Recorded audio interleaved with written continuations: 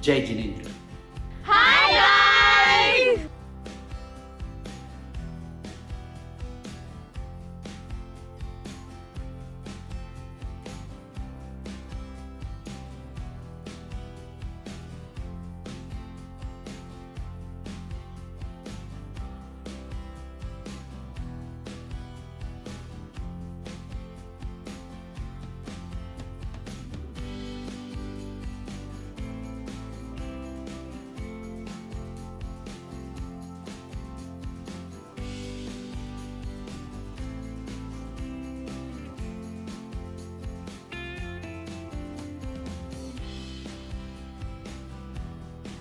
जी हाँ, आज हम पाटन में यह सब कुछ देखेंगे और एक्सपीरियंस करेंगे, तो कमर कस लीजिएगा।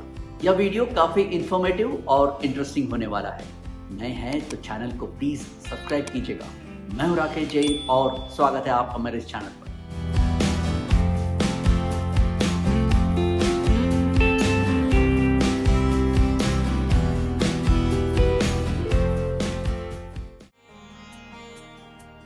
यह मंदिर सुपार्श्वनाथ जी का है। इसी के सामने है पंचासरा पार्श्वनाथ जी का मंदिर।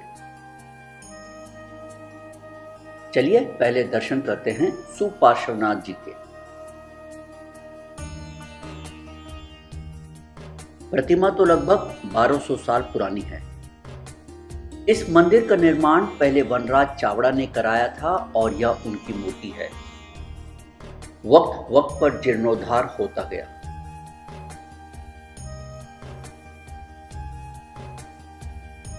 एंट्रेंस पर आपको यह गुरु मंदिर मिलता है।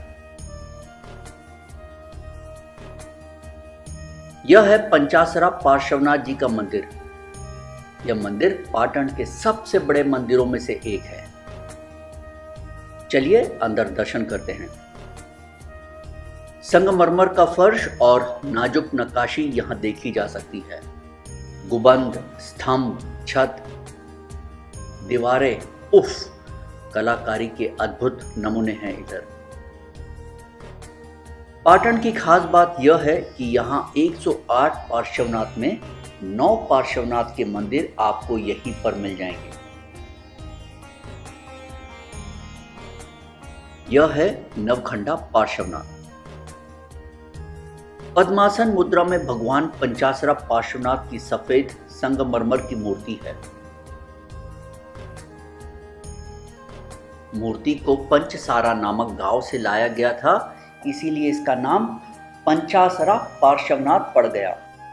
मूल लकड़ी के मंदिर को मुस्लिम आक्रमणकारियों द्वारा नष्ट कर दिया गया था और बाद में पत्थर से इसका पुनर्निर्माण कराया गया।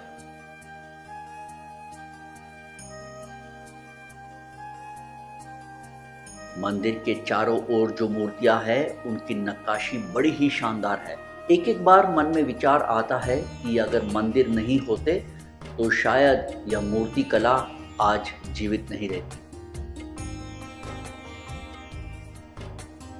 70 साल। अच्छा, जीर्णोद्धार करे 70 साल हो गए। और ये पंचासर गांव है, हाँ। वहाँ की प्रतिमा, इसीलिए पंचासरा पार्श्वनाथ बोलते हैं। क्या नाम है? वनराज चावड़ा लिखे रहा है, गुजराती में है। यह मूर्ति राजा वनराज चावड़ा की है, जिन्होंने लगभग 746 ईसा पूर्व श्री पार्श्वनाथ जी को समर्पित इस मंदिर का निर्माण करवाया था। चलिए थोड़ा अब पाटन शहर भी घूम लिया जाए। मैं इन गलियों से गुजरता चल पड़ा पाटन पटोला हेरिटेज सेंटर की तरफ। अब की बार गूगल मैप ने थोड़ा धोखा दे दिया। चलिए, पहला डेस्टिनेशन ही मालूम नहीं पड़ा और पाटन पटोला हेरिटेज सेंटर कह रहे थे, और ये कुछ तो नहीं है यहाँ पे, बस एक जो चौक है ये इसको जूनागंज चौक कहते हैं बस। और बैठ गया इस ऑटो में अगले डेस्टिनेशन के लिए, जो कि पुरानी महाकाली का मंदिर है। पाटन शहर की इन खूबसूरत सड़कों से जाने का एक अलग ही मजा था। और इस लाल दरवाजा को पार कर बस पहुंच गए पुरानी महाकाली का मंदिर।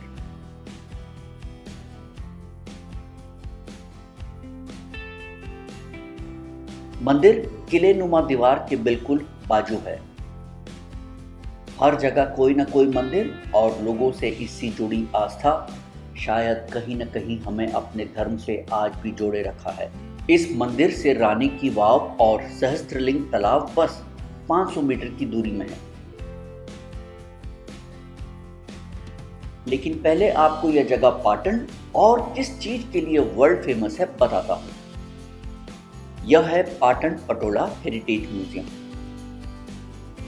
पाटन पटोला की कुछ खास बातें। ये बन रही है पटोला साड़ी बन रही है।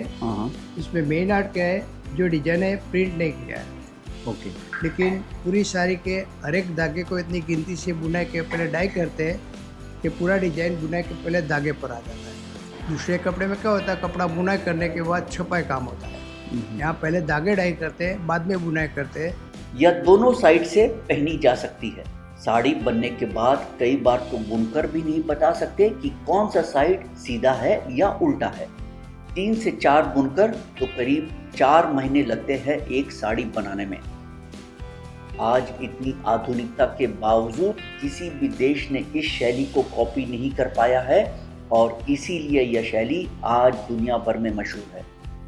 किसी भी प्रकार की मशीन या पावर लूम्स इसे नहीं बना सकी आज तक। आज भी यह स्लैंटेड बैम्बू लूम्स पर बनाई जाती है। जितनी यह पुरानी होती है उसकी कीमत उतनी ही ज्यादा बढ़ती है। पाटन पटोला की साड़ी करीब 150 साल तक चलती है। लगभग 100 से 150 साल तक इसके रंग को कुछ नहीं होता है। रास्ते में पड़ता था यह पाटन म्यूजियम। 5 रुपए की है एंट्री टिकट और ये रही टिकट। अगर आप आर्ट और हिस्ट्री में रुचि रखते हैं तो एक बार तो अंदर जाना जरूर बनता है। म्यूज़ियम से अब मैं आगे जा रहा हूँ रानी की वाव की तरफ। यहाँ का स्टाफ तो काफ़ी बढ़िया था और काफ़ी अच्छी जानकारी आपको पूरा बताते हैं। सो मस्ट विजिट। रास्ते में ही पड़ता था यह पटोला साड़ी का शॉप। एक क्यूरियोसिटी थी कि रेट्स क्या है, चलिए देखते हैं। ये साड़ी जो है ये करीब 20,000 की है और ये है 30,000 और ये है करीब 1.5 लाख की साड़ी। यह है रानी की वाव, जिसे देख आप दुनिया के 7 अजूबे भूल जाएंगे। पहले हम सहस्त्रलिंग तालाब देख आते हैं जो कि यहाँ से बस करीब 500 मीटर दूर है। गुजरात में विभिन्न आर्टिफिशियल झीलों में यह सबसे बड़ा और सबसे भव्य जलाशय में से एक है। वाकई में काफी विशाल है यह। जो ये आर्टिफिशियल लेक है इसके दोनों तरफ 1008 शिवलिंग हुआ करती थी ऐसा कहते हैं। अब तो कुछ भी नहीं है। इसकी वजह से इसका नाम सहस्त्रलिंग तालाब पड़ा। और जो सरस्वती नदी का पानी इधर आता था इस आर्टिफिशियल लेक में स्टोर हुआ करता था और यहाँ से पानी रानी के वाव में जाता और फिर वहाँ से दूसरी जगह सप्लाई हुआ करता था। देखिए कितना उम्दा वाटर मैनेजमेंट सिस्टम है उस जमाने का। आज हम इनको संजो के नहीं रख सके हैं तो पानी की किल्लत लगभग हर शहर में है आज। यह शिव भगवान के मंदिर का खंडर है। इसके चारों ओर बना विशाल तटबंध ठोस पत्थरों से बना है। तो मेरे ये 2 यंग ब्लॉगर मेरे को एक जगह लेके जा रहे हैं जो बता रहे हैं कि क्या राजा की क्या हुआ करती थी वहाँ पे। राजा की गद्दी हुआ करती थी। चलिए देखते हैं। राजा की गद्दी तो नहीं, पर विश्वास नहीं होता कि यहाँ एक और इतना बड़ा दूसरा जलाशय होगा। उफ। आप देख सकते हैं कि कितने बड़े और चौड़े पाइप्स है यहाँ। पास ही यह गोलाकार रूपी स्ट्रक्चर देख मैं एक ही अंदाजा लगा रहा था कि यह भी एक जलाशय है। चलिए अब चलते हैं रानी के वाव की तरफ। चलिए रानी की वाव की एंट्री टिकट 40 रुपये है। इस जगह को बहुत ही अच्छा मेंटेन किया गया है। जैसे कि आपको बता रहा था कि रानी का वाव देख आप दुनिया के 7 अजूबे भूल जाएंगे। यह भी जगह करीब 1958 में जब सरस्वती नदी में बाढ़ आई थी तब इस जगह का पता लगा था। आप सीढ़ियों से नीचे उतरते हैं। इन खूबसूरत मूर्ति को देख बिल्कुल नहीं लगता कि यह एक बावड़ी थी। जब आप इसे ऊपर से देखेंगे तो नक्काशीदार स्तंभ, 800 से अधिक मूर्तियां और करीब 7 लेवल्स डाउन है यहाँ। वहां पे है पहला लेवल और मैं जहां खड़ा हूं यह है सेकंड लेवल। बावड़ी में जब हम नीचे उतरते हैं तो साइड में यह स्टेप्स हुआ करती है। मैं अभी तीसरे लेवल पे हूँ। यह अब इतना खूबसूरत है तो उस जमाने में तो इसकी बात ही निराली होगी।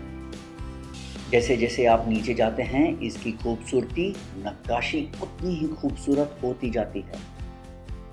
अब मैं चौथे लेवल पर हूँ। इस लेवल पर देखिए स्तंभ में जो नक्काशी है कितनी सुंदर है, इतनी बारीकी से काम, और वह भी एक कुएं में। वाह भाई वाह।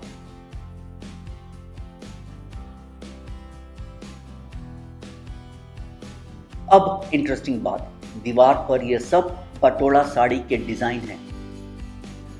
यह है भैरवी। नोटिस कीजिएगा उस जमाने में भी स्लीपर्स हुआ करती थी। यह है परशुराम जी की मूर्ति। यह एक अप्सरा और ऋषि। हनी ट्रैप नया नहीं है। यह मूर्ति इस बात का सबूत है कि लिपस्टिक उस जमाने में भी हुआ करती थी। यह है कल्कि अवतार, दुर्गा माता की मूर्ति। इन मूर्तियों की बारीकी से नक्काशी देख आप आश्चर्यचकित जरूर हो जाएंगे। जब हम कैमरे को जूम करते हैं तो यहाँ भगवान विष्णु पाताल लोक में सोए हुए की एक मूर्ति दिखती है। हमारे 100 रुपए के नोट में इस रानी की वाव का फोटो भी देखने को मिलता है। सही मायने में यह रानी की वाव अपने अंदर बहुत ही ऐतिहासिक कारणों को समेटे हुए है। जैसे जैसे आप नीचे जाते हैं इसकी खूबसूरती, नक्काशी उतनी खूबसूरत होती जाती है। इस बावड़े को इतने सुंदर तरीके से बनाया गया है कि आप इसकी कारीगरी को देख एकदम हैरान रह जाएंगे।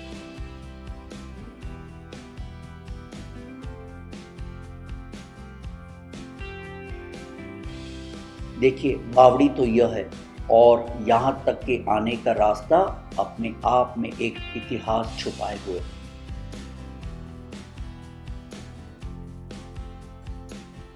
यह है हेमचंद्राचार्य ज्ञान मंदिर। यह ज्ञान भंडार इसीलिए खास है कि 1939 में ही इसे वाटरप्रूफ, फायर प्रूफ और टर्माइट प्रूफ बनाया गया था। क्या दूरदर्शिता थी हमारे उन लोगों की। हेमचंद्राचार्य एक प्रसिद्ध जैन विद्वान और कवि थे जिन्हें गुजराती व्याकरण के निर्माण का श्रेय दिया जाता है। यह पुस्तकालय गुजरात में सबसे महत्वपूर्ण जैन पुस्तकालयों में से एक है। इस प्राचीन पुस्तकालय में कई प्राचीन ताड़ के पत्ते वाले जैन पांडुलिपियां शामिल हैं, जिनमें से कुछ सोने की शाही का उपयोग करके लिखी गई थी।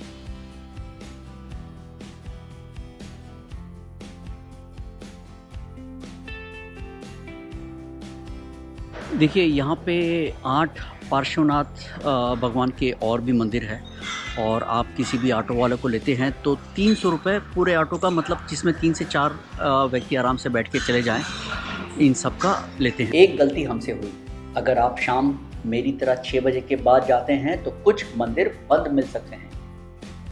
मैं आपको फटाफट बाकी के 8 पार्श्वनाथ जी के दर्शन कराता हूँ। कोका पार्श्वनाथ, यह है कोका पार्श्वनाथ जी। कलिकुंड पार्श्वनाथ, यह है कलिकुंड पार्श्वनाथ जी। चंपा पार्श्वनाथ,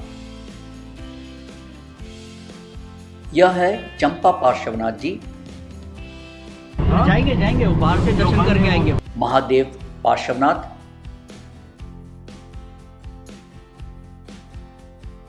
यह है महादेव पार्श्वनाथ जी।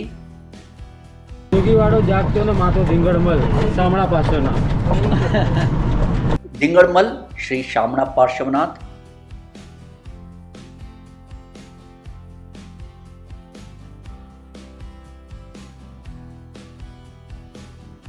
यह है धिंगड़मल श्री शामणा पार्श्वनाथ जी।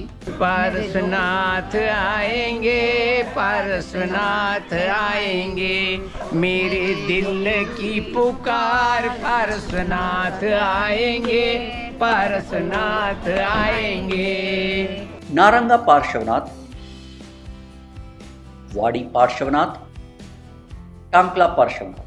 वाड़ी, नारंगा और टांकला पार्श्वनाथ जी के मंदिर के कपाट बंद हो गए थे सूर्यास्त के बाद, इसीलिए हम बाहर से दर्शन कर निकल पड़े।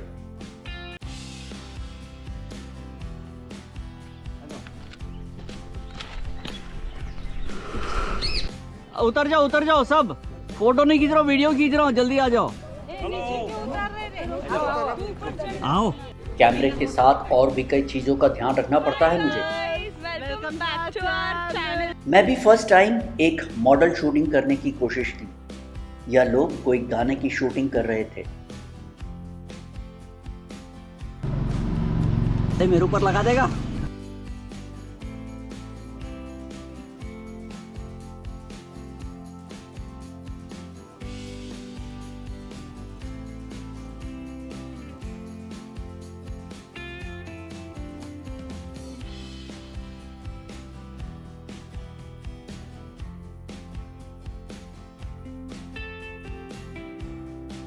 उम्मीद है यह जानकारी आपको पसंद आई होगी। वीडियो पसंद आए तो प्लीज़ लाइक और शेयर जरूर कीजिएगा। कमेंट बॉक्स में अपना रिव्यू जरूर दीजिएगा। फिर मिलता हूँ जल्द ही एक नए वीडियो के साथ। मेरा अगला वीडियो होगा श्री शंकेश्वर पार्श्वनाथ जी पर। शंकेश्वर जी की मूर्ति जो कि तीनों लोकों में पूजी गई है, उसके बारे में एक इंटरेस्टिंग कहानी बताऊंगा। अगर आपके पास आधा दिन का समय है तो आप और कौन कौन सी जगह जा सकते हैं सब बताऊंगा।